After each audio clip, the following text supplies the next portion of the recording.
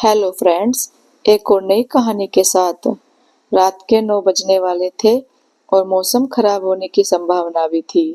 मनोज की पत्नी शालिनी दोपहर में अपने मायके गई थी, लेकिन अब तक लौट कर नहीं आई थी। तभी मनोज के मोबाइल की घंटी बजी। फोन उठाते शालिनी ने कहा, शायद आज मौसम खराब हो जाए, रास्ते में जाम भी मिलेगा, इसलिए मैं कल सुबह ही आऊंगी। भूख लगे तो बाहर से खाना मंगा लेना। मनोज ने फोन रखते ही खाने का ऑर्डर कर दिया। करीब 20 मिनट बाद एक पतला दुबला आदमी साइकिल पर खाना लेकर आया। वह कुछ पूछता इससे पहले ही मनोज ने कह दिया, हाँ भाई, खाना मैंने ही मंगवाया है। उसने ओटीपी मांगा, जिसे मनोज ने बता दिया। अचानक तेज बारिश शुरू हो गई। मनोज ने उससे कहा, जब तक बारिश हो रही है आप अंदर आकर बैठ सकते हैं। मनोज को भी अच्छा लगा, क्योंकि वह अकेला था।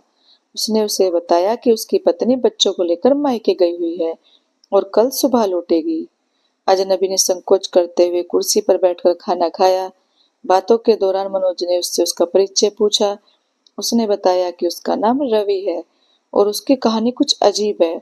कभी वह गांव में रहता था और किसी ने उसकी शादी दिल्ली की लड़की से तय कर दी थी।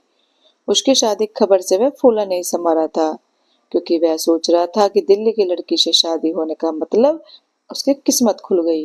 लड़की गोरी चिट्टी और पढ़ी लिखी थी।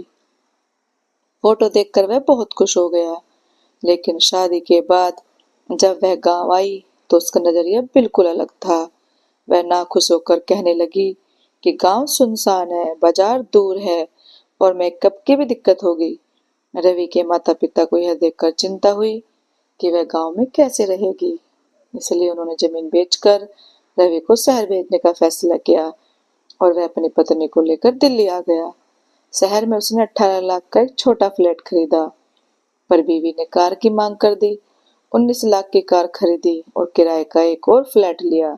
रवि ने दिल्ली में डिलीवरी बॉय का काम करना शुरू कर दिया। बीवी की जरूरतों को पूरा करने के लिए वह दिन रात मेहनत करने लगा। धीरे धीरे उसकी बीवी ने पूरी जिम्मेदारी संभाल ली और उसकी कमाई से बजट बना लिया। उसने घर वालों को भी साथ बुला लिया और सभी को काम में लगा दिया। समय बीतने के साथ साथ बीवी ने घर की आर्थिक स्थिति को भी मजबूत कर लिया और सबके लिए छोटे छोटे फ्लैट्स खरीदे। बीवी ने माँ और बहन को कार चलाना सिखाया और परिवार के सभी सदस्यों के लिए नौकरियां ढूंढी। इस तरह घर में सबका अलग अलग काम था। धीरे धीरे बीवी ने घर की सारी संपत्ति अपनी योजना के अनुसार उपयोग में लाकर अलग अलग जगहों पर निवेश कर दिया। अब स्थिति यह है कि रवि की बाइक कबाड़ हो चुकी है और उसकी पत्नी से साइकिल से डिलीवरी करने के लिए कहती है। रवि अब सोचता है कि क्या दिल्ली की लड़की से शादी करने का उसका फैसला सही था या गलत। बारिश खत्म होते ही रवि ने साइकिल उठाई और अगली डिलीवरी के लिए निकल गया।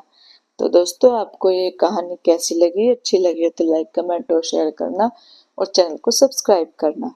Thank you.